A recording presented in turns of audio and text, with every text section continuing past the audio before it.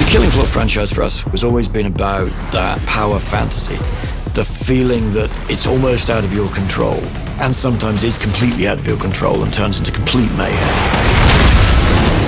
I've been making Killing Floor since the beginning. We didn't really have like official titles. I did a lot of the initial game mode prototyping and just anything to get the game up and running. The original Killing Floor we did with, I think we were 12 or 15 people. Killing Floor 1 was a very grindhouse, dark, gritty survival horror. Back in the day, having access to enough people and enough talent to make what you want wasn't there. We had like 3 months, maybe 4 months. There wasn't a lot of polished UI and matchmaking and stuff like that. It was, Leland, you have a week to take each one of these maps and change as much as you possibly can, right? It was, David, you have a day to make each enemy. Bill, you have a day to animate each enemy. So it was do or die to get that first game done. A couple of weeks before we were due to release, Bill and Dave, with their art hats on, got the four of us in a room and went, it's got to look better than this. And I was, guys, we've maxed out the credit cards. The bank account has one payroll left in it, and that goes out on Friday. There's nowhere else to go. And we released the game, and people loved it. We went, holy shit, it worked. It was a really fun time. It was a very intense deadline. We were much younger. We were all in our 20s at that time, so we had a lot more energy to do that.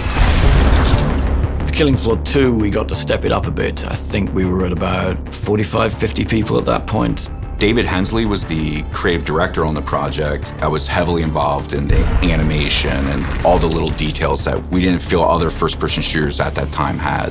Killing Floor 2 went more of a polished science horror vibe. There's much more weapons and classes. You actually have modern server infrastructure with matchmaking. We had perks, and each one of those perks would have different bonuses for different types of weapons, certain different ways to play. The enemies move faster, the difficulty is more intense. It's its own thing. Well, that was our first real tilt at the consoles as well.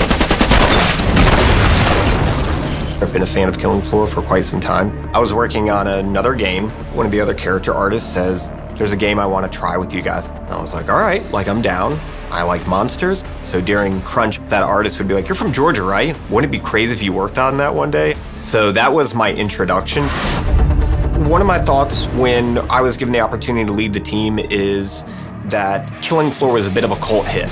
I know I wanted it to return to this level of horror, have some cult elements, but become a little more mainstream. So we'd be in the office and we'd be working on dry erase boards, and it was just basically Dave Hensley and I kind of talking about what the game could be.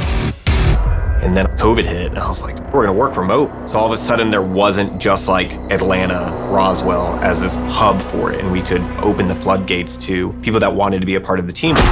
I was on the team leading the design for Maneater DLC, and that took about a year, and then I came onto the prototype for Killing Floor 3.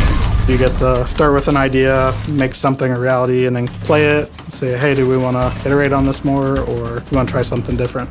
It's just about finding what's fun, what works, really set it up to when we moved into production, we knew, for the most part, what we wanted to make and how were we going to make it.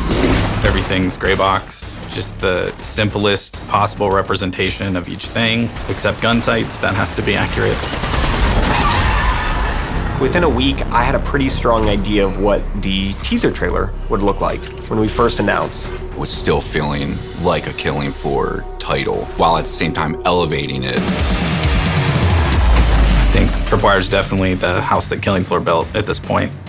There were fun things about the scrappier days. I think as we've grown, we've kept the heart of what makes Tripwire special while also becoming more professional, having access to better technology and more skilled employees. It's been 10 years. Let's step the game right up and give people some new challenges.